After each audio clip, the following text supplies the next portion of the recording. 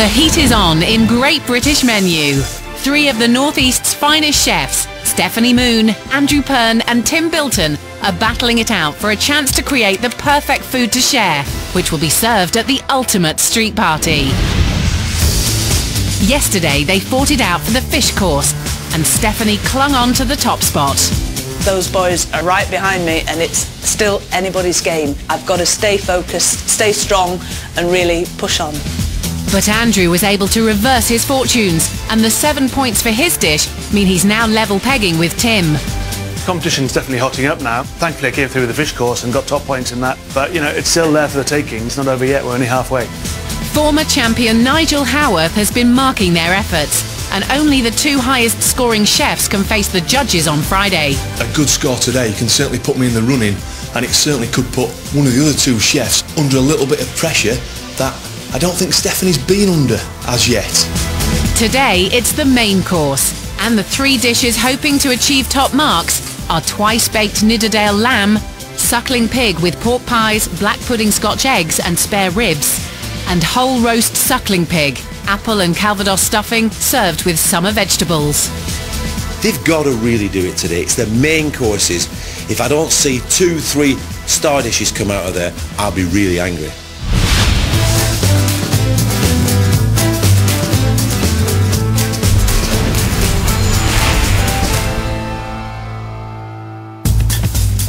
This year's competition is all about making the perfect food to share, and the challenge for the chefs is to come up with a full platter rather than just a plate of food.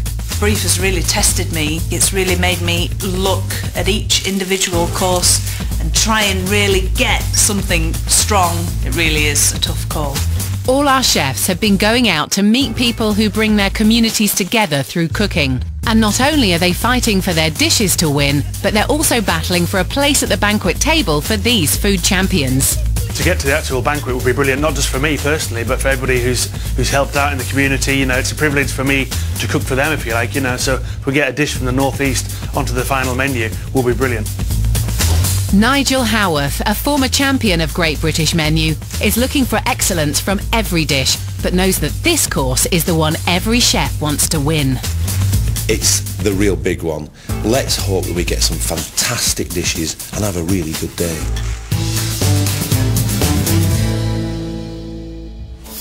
The first chef to arrive is Stephanie Moon. She's leading in the points so far, but still views herself as very much the underdog in this competition. Today, main course, big day, want to make a good impression. I like my dish. I think it's good enough for a banquet. Hopefully, you know, today's another good day. Today I'm doing lamb. Most people like lamb. I think for a banquet, lamb is a really good dish, and I'm wrapping it in a salt hay crust. So I've got some really herby hay, lots of clover, lots of bits and mats in there. And the flavour from the hay, is that going to be a significant part? It's subtle, I'll be honest, it's subtle. Yeah. And then some Yorkshire asparagus, baby leeks, baby spring onions, some nice little baby carrots, yeah, and a real gravy. I think it's food that is going to please people. Cooking her lamb in hay might be the winning touch Nigel is looking for, but can Stephanie pull it off to perfection? Yesterday she over-smoked a trout. Could she get the flavours better balanced and really do a wow dish and get through to the people's banquet? The second competitor is Andrew Pern. He had a slow start in the competition, but scoring the highest mark in yesterday's fish course has given him renewed confidence. What I'm aiming for today is a good high mark, sort of 8, 9, even 10 possibly, but somewhere at the top end, and I need to get more points to carry me through for the dessert. Right, what have you got for us? Today I'm doing the suckling pig with little black pudding Scotch eggs, mini pork pies. My idea for the dish is basically sort of deconstructing the suckling pig. I've got a lovely bit of loin here. We're going to stuff this with lemon, nice garden herbs, so nice fresh sort of summery flavours coming through the dish there. Yeah, Andrew, you've got lots of different things going on here. You think the dish is spectacular enough? It's got enough in it to get to the people's banquet? When it comes to the table, it's on a big platter. You'll see when it gets presented, and it's quite spectacular. It's going for the wow factor with the delivery to the table, basically. The waiters bringing it in. There are lots of components to Andrew's main course. Nigel knows that getting them all ready at the same time is going to put him under pressure today. Andrew's dish, great dish for sharing, perfect for the people's banquet, but lots of elements. Lots of elements mean things could go wrong. He's got a lot to do. It's a big ask. Last to arrive is Tim Bilton. Having started strongly, his fish course received a disappointing 5 points from Nigel. He knows he has to deliver with his main course. It's a massive day today. I've been in this position before. I know what to expect. I've just got to get on, concentrate and pull it out of the bag. What's your dish and what have you got for us today? I've got a whole roast baby suckling pig with garden patch vegetables. What I'm trying to recreate here, Nigel, is we do a street party up at Epworth, and I'm looking to recreate that. Tell me why you think this is going to be good enough to get to the people's banquet. I think the whole pig coming out, being served at the table there, it'll certainly get people talking when it arrives. Certainly will get people talking, that's for sure, I think. Definitely 2 pigs against a lamb or a sheep. What's your thoughts? I think it's going to be a tough round, this one. In a repeat of yesterday, both Tim and Andrew are making very similar dishes. Tim will have to call on all his experience from catering for large events to make his stand out. Tim's doing the same as Andrew, suckling pig, but Tim's put all his eggs in one basket. If he doesn't produce a crispy, moist suckling pig, he's out of here.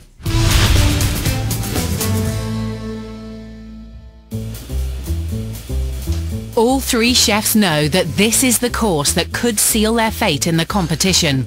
Nigel will be sending one of them home tomorrow, missing out on the chance to cook for the judges. They're all determined it won't be them. I think Stephanie's my main challenger, to be honest. I mean, she's a couple of points ahead anyway, but we can soon catch her up and overtake her, maybe. I actually think this next course could be Tim's strong course. I think he's one to watch. Stephanie's the one to catch. Points can be won and lost quite easily today. How's she going to handle it? I don't know. Cooking for the People's Banquet is a tantalising prospect for any chef. With so much at stake, nerves are definitely on edge. Tim, are you confident? I'd like to think so. I think it's a really nice dish that I'm doing. Obviously not as complex as the dish you're doing, but I'm happy with it. I think the whole roast pig that goes out, I think it'll be a great spectacle. It's that wow factor. It's that sort of that's what feast for the eyes, you know. Certainly looking for. Yet again, Tim and Andrew are going head to head. Yesterday it was the fish stew wars. Today it's the battle of the suckling pigs. They're both planning to execute their dishes in a completely different way. So whose recipe will come out on top? I'm very confident with the flavour. I've got some nice elements in there. I've got some nice calvados, I've got some nice apple, and a little bit of orange and sage in there as well. Really marry well with that sweetness of that suckling pig. So, flavour-wise, I'm very confident. Tim packs the deboned pig with his fruit-flavoured stuffing before sewing it back together. He's hoping that serving the whole animal will give the wow factor needed to impress ex-champion Nigel. You've had the great honour of getting one of your dishes onto the banquet. Onto the banquet for the Great British Menu. How does that make you feel? It must give you an enormous sense of pride. I think it does. I think you know, it's such a big event. Let's hope that you know, you're going to produce a dish that's equally capable to get there. Tim asked me about the banquet. I think he's forgetting he's got to get through to the judges first before he gets through to the banquet. So he's got a few steps to go yet. Across the kitchen, Andrew is equally sure that he's come up with the winning dish. The suckling pig's going to have a lot of excitement. When it gets to the table, people are going to say, wow, you know, the board itself is brilliant, it looks the part, it sort of gives that sort of medieval sort of coming in, you know, there's a bit of theatre to it all. And hopefully, you know, people will be clapping their hands and throwing the knickers in the air and doing whatever, you know, who knows? He's taking the opposite approach to Tim and taking everything out of his pig. The only recognisable part on his plate will be the head, which will be used as a garnish. After stuffing the loin with herbs and lemon zest, he turns his attention to his mini pork pies. He's quick to remind the others of his self-belief. I'm quietly confident that it's, you know, it's got something that Yeah. will appeal to the masses and be perfect for the People's Banquet. Stephanie starts by cooking her shoulder of lamb on a bed of carrots, celery and leeks, before covering it with red wine and then placing it in the oven. Both the boys know that she's set a high benchmark with her first 2 dishes. I don't think you've felt that pressure yet, Steph. No, I hope I don't have to. But, Yeah. We do. It's not nice. no, I can imagine it isn't. They are definitely gunning for me, but I believe in my dish and I'm not going to let those 2 bother me. I'm just going to stay focused. I think as a chef, you've got to have inner belief in your culinary ability, really. Otherwise, there's no point doing it. And she has her doubts about Tim and Andrew's choice of meat. They're both doing pork, and this is the people's banquet. Would you serve pork? I don't know. It's a risky thing. Not every person eats pork. Convinced her lamb would be a more popular choice, she now turns her attention to the salt crust, in which the meat will be cooked for a second time. She mixes the dough, adding the salt and the unusual ingredient of chopped hay, then fashions it around the meat. This is the process that Nigel seems most concerned about and wants to know more. I think you'll get the flavours by cooking it off before and then reheating in the... I think it does, yeah. Yeah. I think it does. You said earlier that you have to have a very delicate flavour of hay. It's a lovely flavour, but I think too much of it isn't necessarily a good thing. Okay, leave it to it. Lamb is one of those meats that very, very seldom comes back to its best once it's reheated. My concerns are that she could produce a sweaty piece of lamb in a baked hay crust that's not going to be at the heights that we're looking for. But Steph is convinced that she's on the right track, as she's already served this dish to a tasting panel with strong opinions. The chefs aren't just competing to get their dishes on the banquet menu. They're also battling to bring along a special guest of honour, someone they've met in the community who already uses food to bring people together. Steph teaches part-time at a catering college in Leeds. Hello, Steve. How are you doing? She's travelled there to meet Stephen Taylor, a volunteer for Simon on the Streets, a charity that provides hot food for the homeless. Sometimes it can be 20 up to 50. Right. Just depends on the weather. After having problems with their usual kitchen, Steve's come to Steph for help. Have you ever given them lamb before? We have, once. And how did it go down? Not going to Quite get well. lynched, am I? No, it went down quite well. Yeah? Yeah. So you think a hot lamb sandwich will be a good thing? Oh, yes. Yeah, good. Will they soon disappear? Well, that's what we want. That's what we definitely want. Steph has roped in some of her students to help get everything ready. They start by making vegetable soup. It feels really good to give something to the homeless. It's nice to make sure that they're keeping warm with some good food inside them. But before taking it to the streets, Steph wants to find out what her students make of her lamb. I think it's really nice, but I'd maybe cook it at a lower temperature for a bit longer. I thought the lamb was very nice and tender. Then it's time for Steve and Stephanie to get the food to the people who need it most. You like a sandwich? Thank you.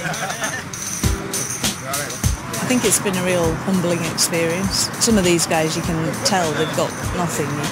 They're just very gracious, very polite. You know, they've come back for 2 lamb sandwiches, so that's a good sign. Lamb's the best meat, innit? Absolutely. I think Steve and the team, they're doing a hell of a thing here. It really is. It's good to see. As Steve would be her guest of honour at the banquet, Steph's now more determined than ever to get a dish on that menu. In the kitchen, all 3 chefs are bent on producing the best main course, but whose will be most suitable for the people's banquet? Will it be the twice-baked Nidderdale lamb in a salt and hay crust with potatoes and gravy that Stephanie's been slaving over?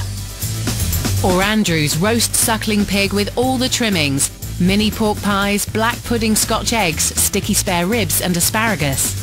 Or Tim's take on a whole suckling pig, stuffed with apples and calvados, served with summer vegetables?